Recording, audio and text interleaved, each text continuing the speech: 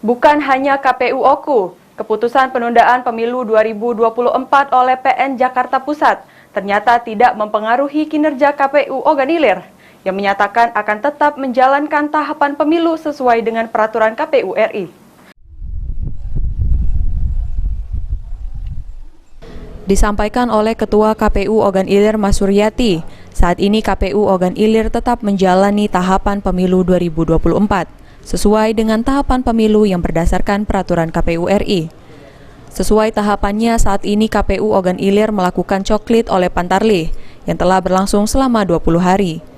Selanjutnya akan melakukan penentuan daftar pemilih sementara atau DPS tingkat desa yang diikuti perwakilan partai di tingkat desa. Berkembang atau info-info yang berkembang terhadap keputusan yang ada di pengadilan negeri yang bagaimana yang tertulis di berita-berita atau media online, kami tidak ada hambatan. Artinya begini, selagi kami belum menerima surat resmi dari Ketua KPU Republik Indonesia, kami tetap konsisten dan on the track sesuai dengan tahapan yang ada.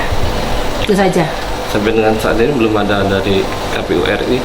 Belum, sampai hari ini, sampai detik ini belum ada surat resmi terkait apapun yang diterbitkan oleh KPU Republik Indonesia. Jadi tetap optimis ini? Iya, sebagai penyelenggara kami tetap optimis dan tetap menjalankan tahapan sesuai dengan PKPU 3 dan peraturan KPU yang lainnya dan tetap on the track, kami tetap optimis sebagai penyelenggara.